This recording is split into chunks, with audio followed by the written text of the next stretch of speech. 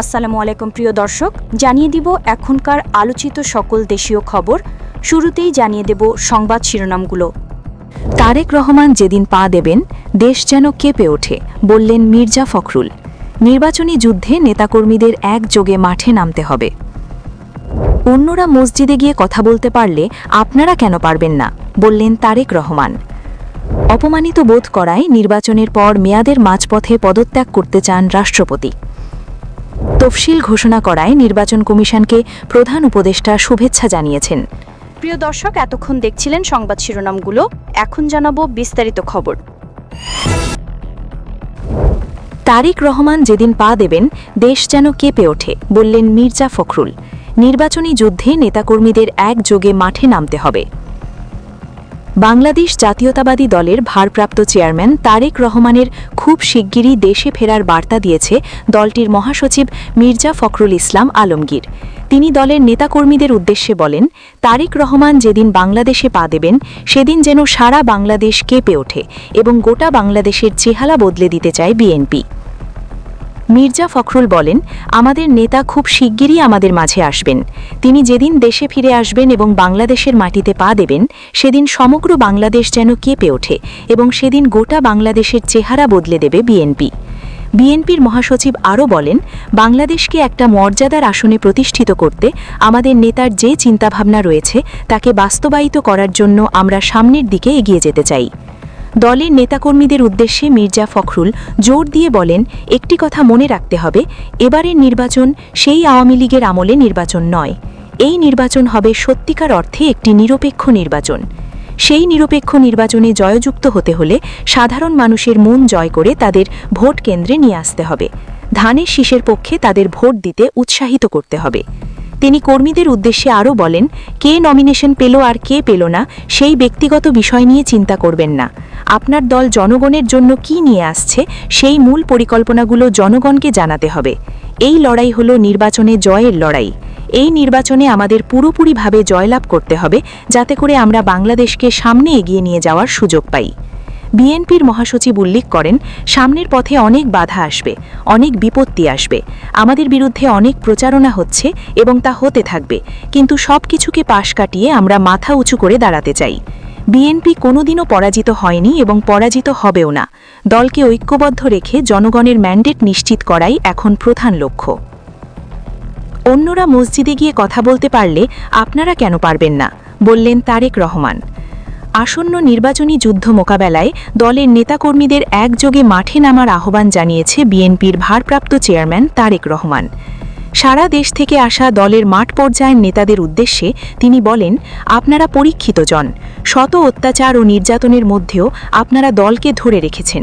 সেই 111-এর ষড়যন্ত্র থেকে শুরু করে গত স্বৈরাচারের 15 বছরের ষড়যন্ত্র সব আপনারা মোকাবেলা করেছেন। তাহলে এখন কেন সামনের যে নির্বাচনী যুদ্ধ তা মোকাবেলা করতে পারবেন না? তিনি প্রশ্ন তোলেন, জনগণকে ঘিরে, দেশকে ঘিরে আপনার দলের যে সুনির্দিষ্ট পরিকল্পনা, কেন সেটা জনগণের কাছে তুলে ধরতে পারবেন না? তিনি দৃঢ়ভাবে বলেন, চাইলেই আপনার এটা করতে পারবেন এবং এটা আপনাদের করতেই হবে। ধানের শীষের পক্ষে জনমত গড়তে হবে উল্লেখ করে তারেক রহমান নেতাদের উদ্দেশ্যে করে বলেন, আপনারা নিজ নিজ এলাকায় যাবেন। দলের পরিকল্পনাগুলোকে সফল করার জন্য আপনারা কষ্ট করবেন। আপনার সামনে থাকবে ধানের শীষ, আপনার সামনে কোনো ব্যক্তি থাকবে না। ধানের শীষকে আপনি জনগণের মাঝে বের করে নিয়ে আসবেন। ধানের শীষের পক্ষে আপনি জনগণের মতামতকে ঐক্যবদ্ধ করবেন। ধানের শীষের জন্য আপনি জনগণের মতামতকে এক জায়গায় করে ব্যালট বক্সের ভিতরে নিয়ে আসবেন। তিনি বলেন, শুধু বড় বড় মিটিং করে বললেই হবে না, ছোট ছোট গল্প করে ঘরে ঘরে যেতে হবে, মাঠে মাঠে যেতে হবে, কৃষকের খেতে যেতে হবে, এমনকি মসজিদের ইমাম মুয়াজ্জিনদের কাছে যেতে হবে, প্রাইমারি স্কুল ও হাই স্কুলের শিক্ষকদের কাছে যেতে হবে, ঘরে ঘরে মা বোনদের কাছে যেতে হবে, স্কুল কলেজের তরুণ তরুণী ও যুবকদের কাছে যেতে হবে। মাঠে নামলে বিভ্রান্তিকারীরাও পিছু হটবে উল্লেখ করে বিএনপির ভারপ্রাপ্ত চেয়ারম্যান বলেন, আমাদের পরিকল্পনাগুলো জনগণকে জানতে হবে। আপনারা ছাড়া জনগণের পক্ষে তা জানা সম্ভব না। আপনি যদি মাঠে না যান, আরেকজন যাবে, সে গিয়ে মিথ্যা ও বিভ্রান্তি ছড়াচ্ছে জনগণের মাঝে। কাজেই এই মিথ্যা ও বিভ্রান্তি বন্ধ তখনই হবে যখন আপনারা সশরীরে মাঠে হাজির হয়ে যাবেন। যখন আপনারা মাঠে হাজির হয়ে যাবেন তখন এই বিভ্রান্তি আর সে ছড়াতে পারবে না। আপনারা দেখেছেন কয়েকজন মহিলা গিয়ে এক মহিলাকে বাচ্চার হাত রেখে ভোট চাচ্ছেন, তখন সেই মহিলা প্রতিবাদ করে উঠেছে। এরকম ঘটনা হচ্ছে। আপনারা আজ মাঠে নেমেছেন বলেই কিন্তু আজ যারা প্রতিবাদ করার তারাও সাহস পাচ্ছে। আপনি যখন আরও বেশি করে মাঠে নামবেন তখন এ ধরনের প্রতিবাদ আরও বাড়বে। আগামী জাতীয় সংসদ নির্বাচনকে যত সহজ ভাবা হচ্ছে, নির্বাচন তত সহজ হবে না বলেও মন্তব্য করেছেন বিএনপির ভারপ্রাপ্ত চেয়ারম্যান তারেক রহমান। দলীয় নেতাকর্মীদের উদ্দেশ্যে তারেক রহমান বলেন, 1 বছর বা সোয়া বছর আগে আমি যে কথাটি বলেছিলাম যে সামনের নির্বাচন যা ভাবা হচ্ছে তা নয়। আজকে আস্তে আস্তে আমার কথার সত্যতা প্রমাণিত হচ্ছে। এখনও যদি আমরা সিরিয়াস না হই, সামনে এদেশের অস্তিত্ব ও সার্বভৌমত্ব হুমকির সম্মুখীন হবে। এটা একমাত্র বাঁচাতে পারে গণতন্ত্র, এবং সেই গণতন্ত্রের ভিত্তিকে মজবুত করতে পারেন বাংলাদেশের জাতীয়তাবাদী দলের প্রত্যেকটি মানুষ। তারেক রহমান বলেন, বিএনপি পরিকল্পনাগুলো জানাতে মানুষের দুয়ারে দুয়ারে যেতে হবে, তাহলে নিশ্চয়ই মানুষ বিএনপিকে রাষ্ট্র পরিচালনার সুযোগ দিবে।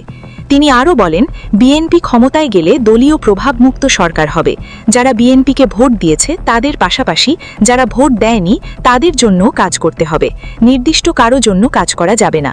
বিএনপির ভারপ্রাপ্ত চেয়ারম্যান বলেন, বিএনপি শুধু স্বপ্ন দেখাচ্ছে না, বিএনপি স্বপ্ন বাস্তবায়ন করবে। নির্বাচনের বেশি সময় নেই। দল যার হাতে ধানের শীষ দিয়েছে তাদের পক্ষে থাকতে হবে। প্রার্থী আসবে, প্রার্থী পরিবর্তন হবে, তবে দল ও আদর্শ রয়ে যাবে। অন্য রাজনৈতিক দলগুলো মিথ্যা কথা বলে মানুষকে বিভ্রান্ত করার চেষ্টা করছে, দাবি করেন তারেক রহমান। বিএনপি নেতাকর্মীদের মিথ্যা কথা বলার দরকার নেই। বাস্তব ভিত্তিক যে পরিকল্পনা নেওয়া হয়েছে সেটা জনগণের কাছে পৌঁছে দিলেই হবে। এই কাজ করা কঠিন, তবে সবাই মিলে চেষ্টা করলে সেটি করা সম্ভব। দেশের গণতন্ত্র ও সার্বভৌমত্ব রক্ষা করতে হবে দলের সব নেতাকর্মীকে। জনগণের কাছে গিয়ে ধানের শীষের পক্ষে জনরায় আনার আহ্বান জানান তারেক রহমান। অপমানিত বোধ করায় নির্বাচনের পর মেয়াদের মাঝপথে পদত্যাগ করতে চান রাষ্ট্রপতি। আগামী ফেব্রুয়ারির জাতীয় সংসদ নির্বাচনের পরই মেয়াদের মাঝপথে পথ ছাড়ার পরিকল্পনা করছেন রাষ্ট্রপতি মোহাম্মদ শাহাবুদ্দিন। ব্রিটিশ সংবাদ সংস্থা রয়টার্সকে দেওয়া বিশেষ সাক্ষাৎকারে তিনি এই তথ্য দিয়েছেন। রয়টার্সকে দেওয়া সাক্ষাৎকারে রাষ্ট্রপতি বলেছেন, নোবেলজয়ী ডক্টর ইউনূসের নেতৃত্বাধীন অন্তর্বর্তীকালীন সরকারের কাছে তিনি নিজেকে অপমানিত বোধ করেছেন। রয়টার্স তাদের প্রতিবেদনে বলছে, মোহাম্মদ শাহাবুদ্দিন রাষ্ট্রপ্রধান হিসেবে দেশের সশস্ত্র বাহিনীর সর্বাধিনায়ক হলেও এই পদটি মূলত আনুষ্ঠানিক। 17 কোটি 30 লক্ষ মানুষের এই মুসলিম প্রধান দেশের নির্বাহী ক্ষমতা মূলত প্রধানমন্ত্রী ও মন্ত্রিসভার হাতে থাকে।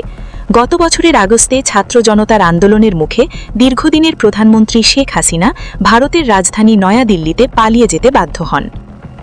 শেখ হাসিনার বিদায়ের পর রাষ্ট্রপতির ভূমিকা আরও গুরুত্ব পায়। সংসদ ভেঙে যাওয়ার পর সংবিধান অনুযায়ী তিনি দেশের শেষ সাংবিধানিক কর্তৃপক্ষ হন।